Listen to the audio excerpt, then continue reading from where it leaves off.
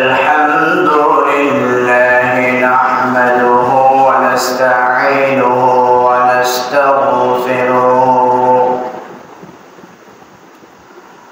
ونؤمن به ونتوكل عليه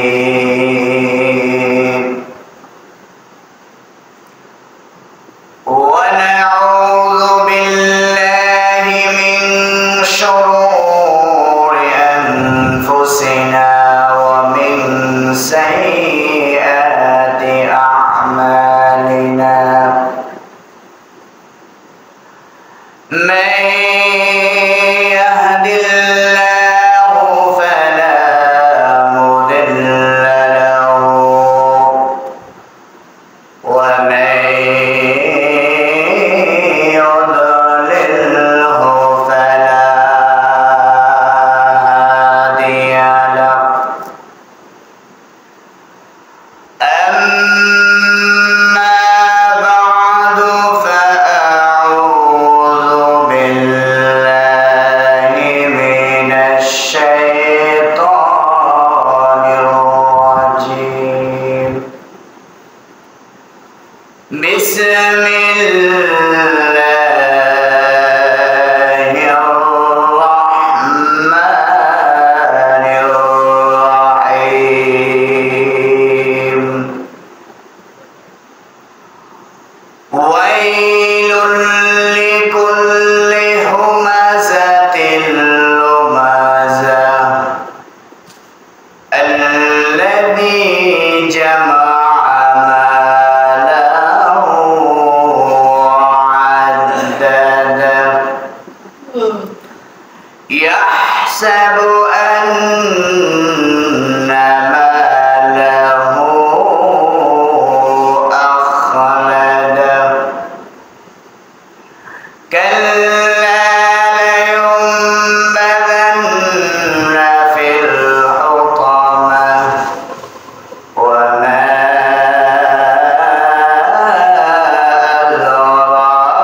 أدراك ما الحطمة وقال النبي صلى الله عليه وسلم من ستر مسلما ستره الله في الدنيا والآخرة أو كما قال النبي عليه الصلاة والسلام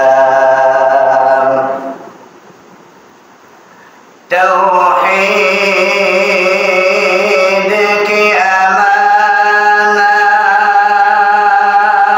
أمانات سينو में है हमारे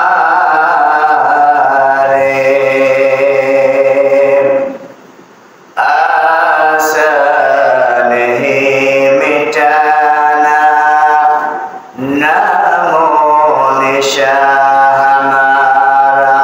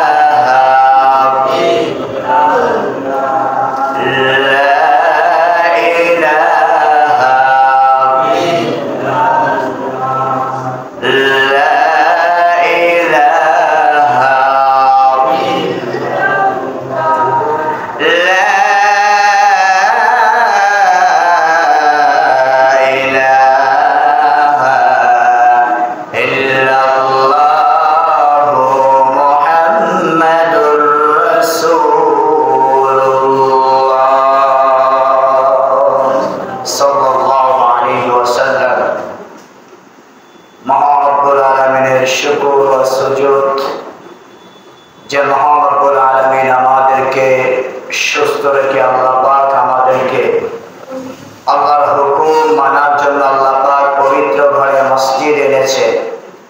এই জন্য আমরা সকলে প্রাণ খুলে বলি আলহামদুলিল্লাহ।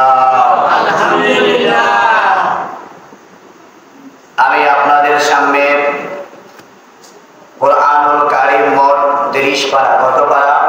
30 পারা। এই 30 পারার মধ্য থেকে 30 নম্বর পারার মধ্য থেকে 104 নং সূরা তেলাওয়াত করেছি। এই সূরাটির নাম হলো সূরাতুল হুমাযা। নাম কি? সূরাতুল হুমাযা। এই সূরাটা মক্কায় বসে আল্লাহ পাক বিশ্বনবীর প্রতি নাযিল করেছেন।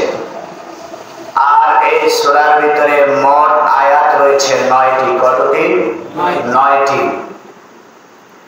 এই 9টি আয়াতের ভিতরে আল্লাহ পাক জাহেলি যুগের 3টা অভ্যাস, সেই জাহেলি যুগ থেকে নিয়ে এই পর্যন্ত এবং কিয়ামত পর্যন্ত সকল মানুষের ভিতরে 3টা অভ্যাস, যে অভ্যাস সম্পর্কে আল্লাহ রাব্বুল আলামিন এই আয়াতের ভিতরে, এই সূরার ভিতরে তার ভয়াবহতা সম্পর্কে আল্লাহ পাক আলোচনা করেছেন। সেই ভয়াবহ 3টা কি? 1 নাম্বার হলো মানুষের পরনিন্দা করা। 1 নম্বরে মানুষের পরনিন্দা করা। 2 নাম্বার হলো মানুষের মুখের উপরে তাকে নিন্দা করা, তাকে লাঞ্ছিত করা। নাম্বার 3, মানুষের ভিতরে সম্পদের লোভ এবং লালসার ভয়ানক সম্পর্কে আল্লাহ রাব্বুল আলামিন এই আয়াতের ভিতরে উল্লেখ করেছেন। আল্লাহ রাব্বুল আলামিন এই সূরার ভিতরে সর্বপ্রথম বলেছেন ওয়াইলুল লিকুল্লি হুমাযাতিল লুমাযা। ওয়াইল, এটা হলো জাহান্নামের একটা উপত্যকা। ওয়াইল শব্দের অর্থ দুর্ভোগ, ওয়াইল শব্দের অর্থ দুঃখ, ওয়াইল শব্দের অর্থ বেদনা, ওয়াইল শব্দের অর্থ মানুষের জীবনে হতাশা। তাহলে ওয়াইল দুর্ভোগ, লিকুল্লি প্রত্যেক এমন ব্যক্তির জন্য। এখানে আল্লাহ পাক কোন নির্দিষ্ট করেছেন? কোন নির্দিষ্ট করেন। আল্লাহ বলেছেন ওয়াইলুল লিকুল্লি, প্রত্যেক এমন ব্যক্তির জন্য দুর্ভোগ। হুমাযা, যারা মানুষের পিছনে পরনিন্দা করে, মানুষের পিছনে পরনিন্দা করে, অর্থাৎ মানুষের পিছনে গীবাত করে। কি করে? গীবাত করে। এরপরে বলেছেন লুমাযা। লুমাযা শব্দের অর্থ হলো যারা মানুষের মুখের উপরে নিন্দা করে, মানুষের মুখের উপরে সরাসরি নিন্দা করে। তাহলে এই 2 ব্যক্তির জন্য, যারা মানুষের পিছনে পরনিন্দা করে, যারা মানুষের মুখের উপরে নিন্দা করে, লাঞ্ছনা করে, এমন প্রত্যেক ব্যক্তির জন্য দুর্ভোগ। এরপরে বলেছেন আল্লাযী জামাআ মালান ওয়া আদ্দাদা, ওই সমস্ত ব্যক্তির জন্য যারা মালকে জমা করে এবং তা বারবার শুধু গণনা করে, বারবার শুধু গণনা করে। তাহলে ওয়াইলুল লিকুল্লি হুমাযাতিল লুমাযা অর্থ হলো ওই সমস্ত ব্যক্তির জন্য দুর্ভোগ যারা মানুষের পিছনে এবং সামনে পরনিন্দা করে। গীবাত যাদেরকে বলা হয় গীবাত, এই গীবাতের ব্যাপারে আল্লাহ রাব্বুল আলামিন সূরা হুজরার ভিতরে তিনি বলেছেন ইয়া আইয়ুহাল্লাযীনা আমানু, হে ঈমানদারগণ, তোমরা অধিক ধারণা থেকে বেঁচে থাকো, কেননা অধিকাংশ ধারণাই হলো গুনাহ, মিথ্যা। অধিকাংশ ধারণাই হলো গুনাহ কি? মিথ্যা। এবং মানুষের দোষ অন্বেষণ করো না, মানুষের দোষ অন্বেষণ করো না, এবং মানুষের গীবাত গেও না, মানুষের গীবাত গেও না। আল্লাহ বলেছেন গীবাত গাওয়া কত বড় একটা পাপ। আল্লাহ বলেছেন যে তোমরা কি তোমাদের মরা ভাইয়ের গোশত খেতে পছন্দ করো? আপনাদের এখানে কেউ আছে যে তার মরা ভাইয়ের গোশত খাবে? এখানে কেউ আছে? জোরে বলেন। তাহলে তোমরা তোমাদের মরা ভাইয়ের গোশত খেতে যেভাবে পছন্দ করো না, ঠিক গীবাতকেও তোমরা একইভাবে পছন্দ করো না। তাহলে যারা সামনাসামনি পিছনে পিছনে গীবাত করে, আল্লাহ নবী সাল্লাল্লাহু আলাইহি ওয়াসাল্লাম যখন সাহাবীদেরকে বললেন, ও সাহাবী তোমরা মানুষের গীবাত করো না, পিছনে পিছনে মানুষের সমালোচনা করো না। এমন সময় সাহাবীরা জিজ্ঞাসা করলেন, ইয়া রাসূলুল্লাহ গীবাত জিনিসটা কি? সাহাবীরা জিজ্ঞাসা করলেন, ইয়া রাসূলুল্লাহ গীবাত জিনিসটা কি?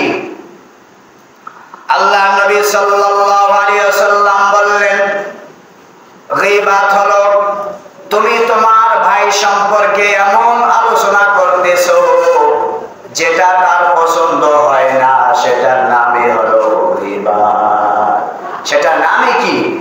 তুমি তোমার ভাইয়ের সম্পর্কে এমন জিনিস আলোচনা করতেছো যেটা তার পছন্দ হয় না। সাহাবীরা বলতেছেন, ইয়া রাসূলুল্লাহ আপনি কি জানেন না মানুষটার ভিতরে তো ওই দোষটা থাকতে পারে, যেই দোষটা সম্পর্কে মানুষ আলোচনা করতেছে সেই দোষটা তো তার ভিতরে থাকতে পারে, তাহলে কি গীবাত হবে নাকি? কি বলতেছে? যে মানুষ যে বিষয়টা নিয়ে আলোচনা করতেছে তার পিছনে তো ওই পিছনের ওই ব্যক্তির ভিতরে তো দোষটা থাকতেও পারে, পারে কিনা? এরপরে আল্লাহ নবী বললেন, ও সাহাবীরা যদি ওই ব্যক্তির ভিতরে ওই দোষটা থাকে তাহলে গীবাত, তাহলে কি গীবাত। আর যদি ওই দোষটা না থাকে তাহলে হলো অপবাদ, তাহলে কি অপবাদ। আর গীবাতের গুনাহ চাইতে অপবাদের গুনাহ সবচাইতে বেশি, সবচাইতে কি বেশি। আল্লাহ নবী সাল্লাল্লাহু আলাইহি ওয়াসাল্লাম বলেছেন, আল গীবাতু আশাদ্দু মিনাজ জিনা। গীবাত হলো জিনার চাইতেও বেশি খারাপ, বেশি খারাপ। কারণ মানুষ জিনা করলে সেটা গুনাহ মনে করে, কিন্তু গীবাত করাকে মানুষ গুনাহ মনে করে না। আজকে মানুষ গীবাত করাকে কি গুনাহ মনে করে? ধরে কর। কিন্তু জিনা করাকে মানুষ গুনাহ মনে করে। এক সময় মানুষ সেটা থেকে তওবা করতে চায়, কিন্তু গীবাত করে মানুষ তওবা করতে চায় না। এই জন্য আল্লাহ রাব্বুল আলামিন বলেছেন, ওয়াইলুল লিকুল্লি হুমাযাতিল লুমাযা। প্রত্যেক এমন ব্যক্তির জন্য দুর্ভোগ, এমন ব্যক্তির জন্য দুর্ভোগ যারা মানুষের পিছনে পিছনে বদনাম করে, লুমাযা, এবং যারা মানুষের মুখের উপরে কথা পরনিন্দা করে। মুখের উপরে কি? মুখের উপরে হলো একজন মানুষ দেখতে খারাপ, আমরা বলি তুই এত কালো কি লিগা, ঠিক কিনা? এটা যদি একজন মানুষকে বলে যে তুই এত কালো কি লিগা, তাহলে মানুষটা কষ্ট পায় না? ধরে কন। এবং একজন মানুষ কথা বলতেছে, আপনি সেখানে বলে তোর মতো ফকির নিয়ে আমার বাপ দাদা সম্পদ আছে, তুই ফকির দিয়ে কথা বসকা, বলে কিনা? ধরে কন। এরকম বলে। আবার বলে তোর বংশ হলো নিচু বংশ, কি বলে? তোর বংশ হলো নিচু বংশ। এভাবে মানুষকে এক একটা, তোরা হলে ফকিন্নির বংশ, তোকে দেখতে ভালো লাগে না, এভাবে মানুষের নামকে কটাক্ষ করে। কি বলে? মানুষের নাম কটাক্ষ করে, যেটা মানুষের মুখের উপরে, মুখের সামনে বললে মানুষ কষ্ট পায়, সেই কথাটা হলো কি জঘন্য অপরাধ। আজকে দেখেন মানুষ নামাজ পড়তেছে, মানুষ ইসলামের সব কিছু মানতেছে, গীবাত করাকে মানুষ পাপ মনে করে না, ঠিক কিনা? গীবাত করাকে পাপ মনে করে না, মানুষের নামকে ব্যঙ্গ করা পাপ মনে করে না, মানুষকে হ্যাঁ করে কথা বলতে সেটা পাপ মনে করে না। কিন্তু আল্লাহ পাক কোরআনের ভিতরে সেটাকে জঘন্য পাপ বলেছেন, জঘন্য পাপ বলেছেন। এবং এই পাপের ভয়াবহতা সম্পর্কে আল্লাহ পাক কোরআনের ভিতরে বিস্তারিত বলেছেন।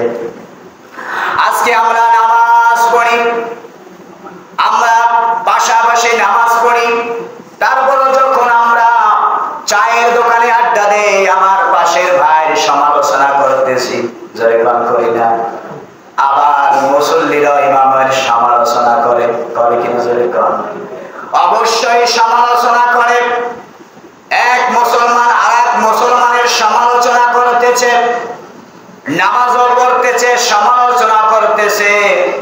সমালোচনার গুনাহ যে কত বড় ভয়ানক, আল্লাহর নবী সাল্লাল্লাহু আলাইহি ওয়াসাল্লামের কাছে দুইজন মহিলার ঘটনা উল্লেখ করেছেন।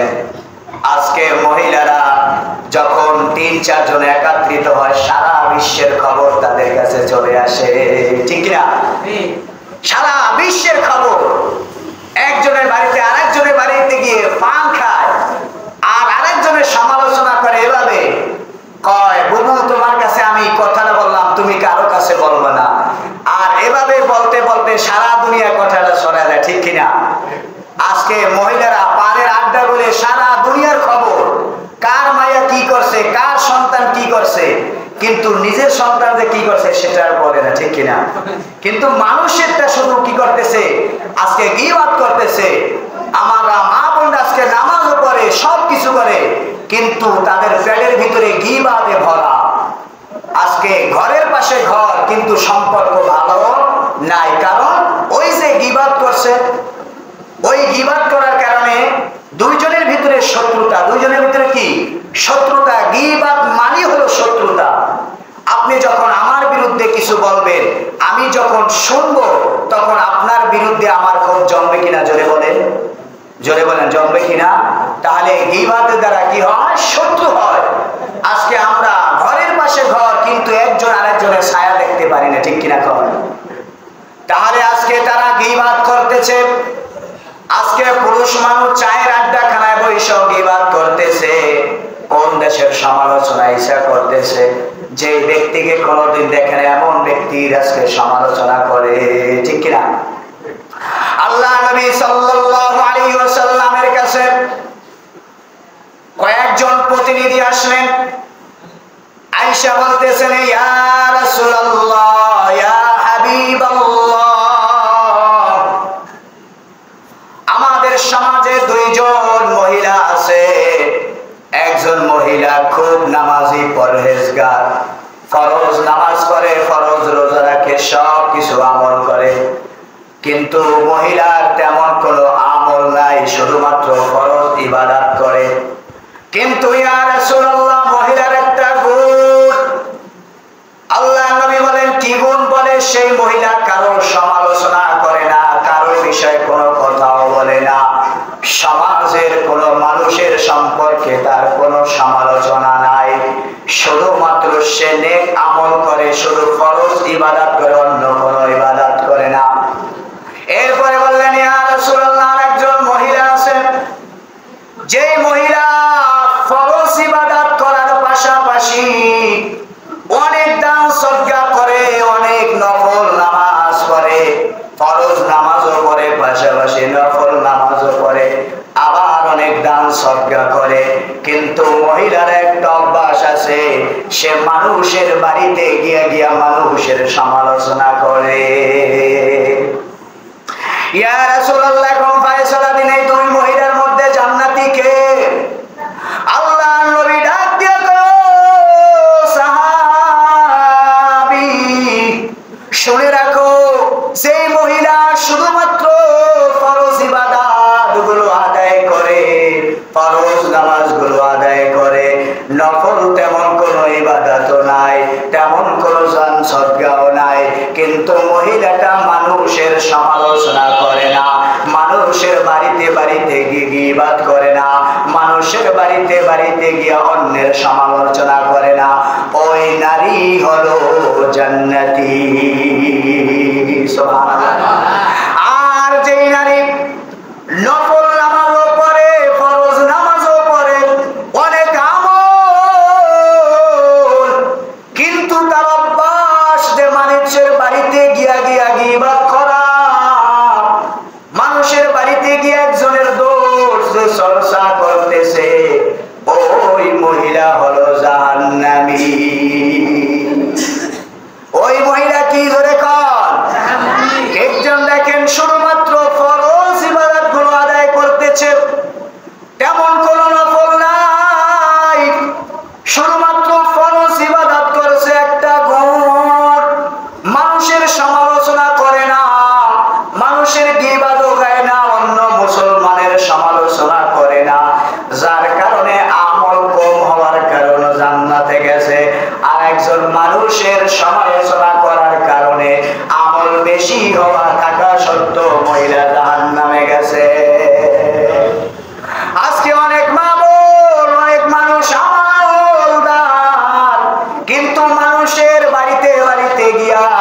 মানুষের ভিতরে শত্রুতা বাড়াইতেছে, ভাই বোনের ভিতরে শত্রুতা বাড়াইতেছে, একজন আরেকজন সমালোচনা করতেছে। যে সমস্ত মা বোনেরা, যে সমস্ত পুরুষরা সমালোচনা করে, তারা যতই নেক আমল করুক আল্লাহর দরবারে সেটা কবুল হবে না। আল্লাহর দরবারে সে আমল কবুল হবে না। কারণ আল্লাহ রাব্বুল আলামিন বলেছেন, আবার দেখবেন অনেক মানুষকে নাম ভেটকাইতেছে, ভেটকাই কিনা ধরে কর, অনেক মানুষকে ব্যঙ্গ করে রাখে। এটা আমাদের ভিতরে একটা স্বভাব। একজন মানুষ দেখতে খারাপ, তাকে আমরা ব্যঙ্গ করে ডাকি। একজন মানুষ সমাজের ভিতরে নিম্নমানের, তাকে আমরা বিভিন্ন ভাবে হ্যাঁ বলে কথা বলি কিনা ধরে কর। তাকে সমাজের মানুষ মনে হয় না, তাকে সমাজের ভিতরে তুচ্ছ মনে হয়। এই জন্য গরিব মানুষ কথা বললে দেখবেন সমাজের ভিতরে তাকে ব্যঙ্গ করে কথা কয়, ঠিক কিনা ধরে কয়। তাকে বিভিন্ন ভাবে শরম দেয়, তার মনের ভিতরে কষ্ট ঢুকায়া দেয়। আল্লাহ রাব্বুল আলামিন বলেছেন, যেই সমস্ত মুমিন, যেই সমস্ত নারীরা মানুষকে হাই করে কথা বলবে, তার মুখের সামনে তাকে নিন্দা বলে কথা বলবে, সেই যত বড় আমলদার হোক না কেন, তার কপালে দুর্ভোগ আছে, তার কপালে দুঃখ আছে, তার জীবনের শেষ পরিণতি অত্যন্ত ভয়ানক। তার জীবনে অনেক ভয়ানক হবে। কারণ আল্লাহ পাক কোরআনে কারীমের ভিতরে ওয়াইলুল লিকুল্লি হুমাযাতিল লুমাযা, আজকে নামাজি ব্যক্তিও মানুষের সমালোচনা করে কিনা ধরে কন। আজকে নামাজ পড়ে তাও সমালোচনা করে, নিজেকে বড় মনে করে, নিজেকে অনেক কিছু মনে করে, নিজেকে অহমিকা মনে করে, আজকে মানুষকে বড় নিন্দা করে। যেই সমস্ত মানুষ বড় নিন্দা করে, যারা নিজেকে অনেক বড় মনে করে, তারা বিশ্ব নবীর উম্মত নয়, তারা হলো আবু জাহেলের বংশধর। তারা কে? আবু জাহেলের বংশধর।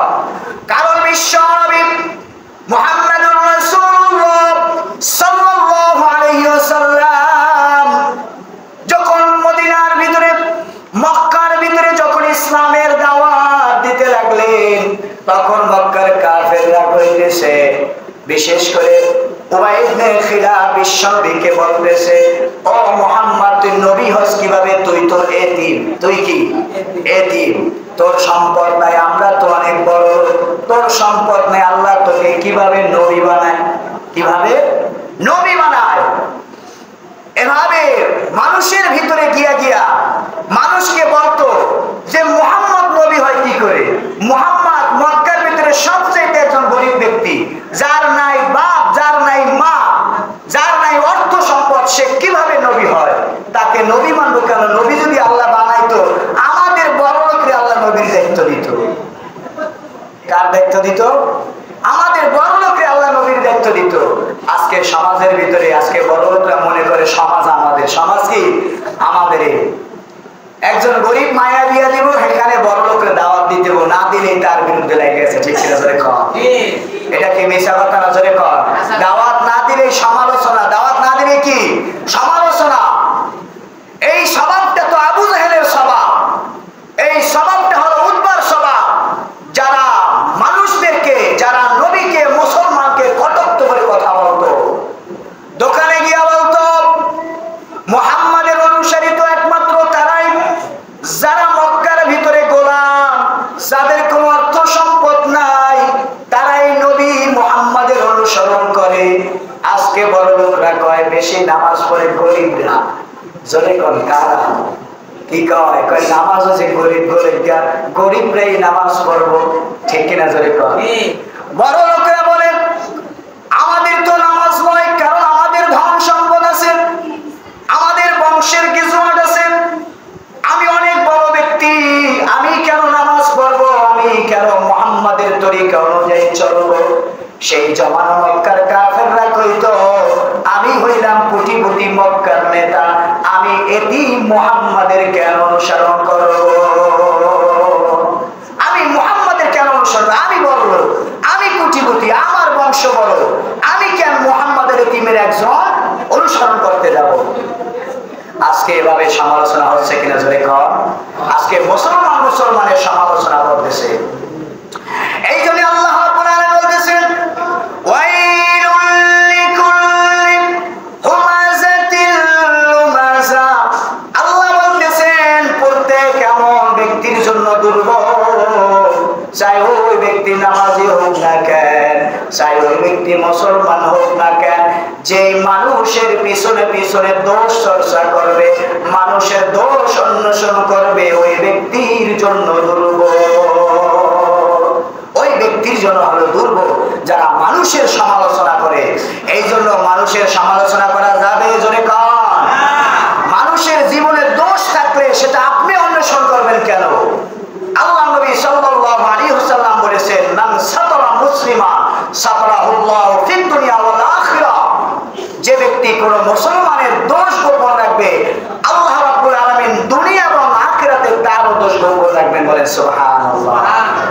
এজন্য কি চায়ের দোকানে চা টান দিবার সমালোচনা করা যাবে না? জোরে বলেন যাবে না। কোন সমালোচনা যদি তার ভিতরে দোষও থাকে, সেটা সমালোচনা করার অধিকার আপনাকে দেয় নাই, কারণ তার দোষ করলে সেই দোষের শাস্তি দেওয়ার একমাত্র আছেন কে? আল্লাহ আছে। আপনি সমালোচনা করে কেন শুধু শুধু গুনাহগার হতেছে? এই জন্য কারো সমালোচনা করা যাবে না এবং কারো দোষ চর্চা করা যাবে না। যদি একান্তই দোষ হয়ে থাকে, আপনি তাকে চুপে চাপে বলবেন যে ভাই আপনার ভিতরে এই দোষটা আছে, আপনি এটা শুধরিয়ে নেন, এটা আপনার নৈতিক দায়িত্ব। কিন্তু চায়ের দোকানে বসে আপনি চা টানবেন, টিভি দেখবেন আর তার সমালোচনা করবেন, এর দ্বারা ফায়দা হবে না, বরং ক্ষতিই হবে। এর দ্বারা কি হয়? ক্ষতি হয়। এরপরে আল্লাহ রাব্বুল আলামিন বলেছেন আল্লাযী জামা'a মালাহু ওয়া'আদ্দাদা ইয়াহসাবু আন্না মালাহু আখলাদা। আল্লাহ রাব্বুল আলামিন বলেন যারা মালকে জমা করে এবং সেটাকে বারবার গণনা করে, সেটাকে বারবার গণনা করে এবং ধারণা করে এই মাল আমাকে কিয়ামত পর্যন্ত জীবিত রাখবে, এই মাল আমাকে কিয়ামত পর্যন্ত জীবিত রাখবে। কিভাবে মাল জমা করে? যখন মানুষের ভিতরে অর্থ সম্পদের লালসা বেশি ঢুকে যায়, যখন অর্থ সম্পদের লালসা বেশি ঢুকে যায়, তখন সে কিছু চোখে দেখে না, অন্ধ হয়ে যায়। তখন কোনটা হারাম আর যাচাই করার সময় পায় না। সে মনে করে এখান থেকে আসলে আমি একটা বাড়ির মালিক হব, ওখান থেকে আসলে আমি একটা জমির মালিক হব। এভাবে সে শুয়ে শুয়ে রাতের বেলা গণনা করে, ঠিক কিনা? মানুষ চিন্তা করে রাতের বেলা যে আমি যদি অমুক জায়গাতে যদি 500 টাকা আনতে পারি, আমার 500 টাকা পকেটে আসবো। আবার চিন্তা করো অমুককে যদি একটু ঠকাতে পারি, আমার 1 কড়া জমি আসবে, ঠিক কিনা? এভাবে চিন্তা করে যে 1 কড়া জমি থাকলে আরো 1 কড়া হয় কিভাবে, আবার 500 টাকা থাকলে আরো 500 টাকা হয় কিভাবে। আবার অনেকে আছে এমন বকিলের বকিল, চিন্তা করে 500 টাকা যদি খায়া পালাই 500 টাকা কোনটা যাইবে, সুতরাং খাওয়া যাবে না। এরকম বকিল আছে না নাই? আছে যারা মনে করে যে 500 টাকা খাইলে তাহলে টাকা কমে যাবে, এই জন্য আর খায় না। আবার চিন্তা করলে আল্লাহর রাস্তায় যদি 1000 টাকা দেয়, 1000 টাকায় কোনটা যাইবে। এভাবে সে গণনা করে, এভাবে সে কি গণনা করে এবং সে মনে করে এই অর্থ সম্পদে মানুষকে সম্মান জুগিয়ে দেয়, ঠিক কিনা?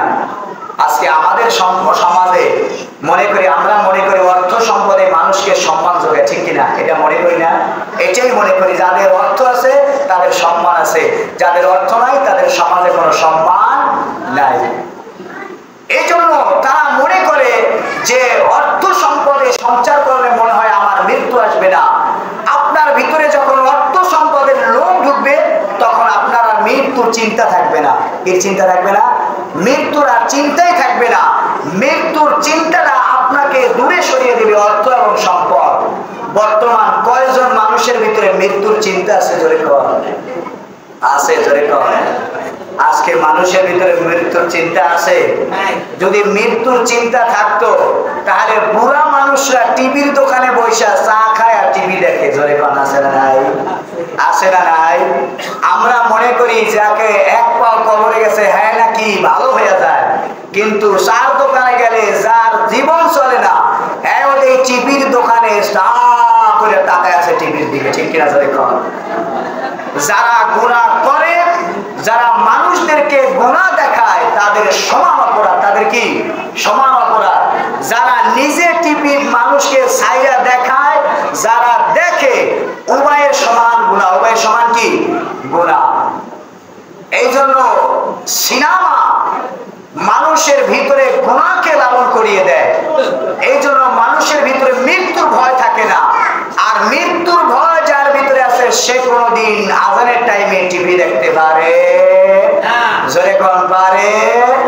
সে ব্যক্তি কোনদিন টিভি দেখতে পারে আজানের টাইমে?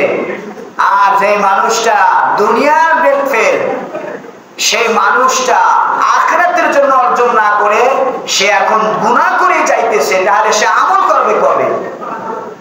আজান হচ্ছে অথচ টিভির দোকানে বসে রয়েছে টিভি দেখতেছে।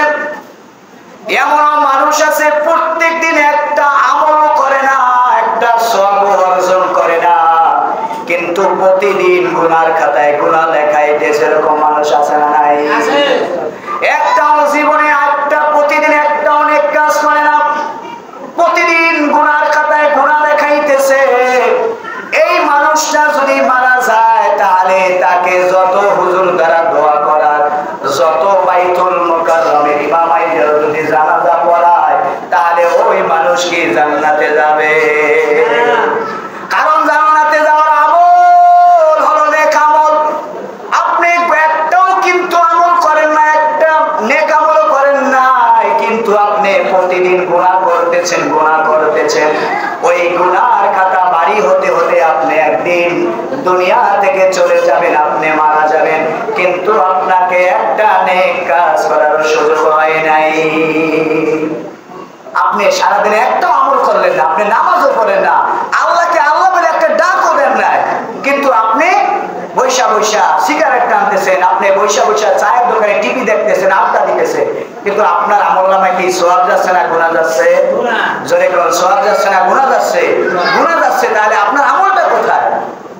তাহলে আপনার আমল না থাকলে আপনি জান্নাতে যাবেন কিভাবে? আমরা মুসলমান হইলাম, গুনাহ করলো দিল ঠিক আছে, গুনাহ করলো কি দিল ঠিক আছে। এজন্য দিল ঠিক আছে, মরার পরে দেখো দিল ঠিক আছে না ঠিক নাই, এর আগে বোঝা যাইবে না। আল্লাহ রাব্বুল আলামিন আমাদেরকে যেই কথা বললাম, এই জন্য যারা মাইকের আওয়াজ যতদূর শুনছেন আজকে থেকে ইনশাআল্লাহ খালেস নিয়াতে তওবা করেন। আজকে থেকে আমরা আর কোন মুসলমানের সমালোচনা করব জোরে বলেন, সমালোচনা করা যাবে? সমালোচনা নয়, বরং মানুষের প্রশংসা করব, যাতে করে মানুষটা ভালোর পথে ফিরে আসে। আল্লাহ পাক আমাদেরকে যে কথা বললাম সেই কথার প্রতি আমল করার তৌফিক দান করুন। সকলে আমিন।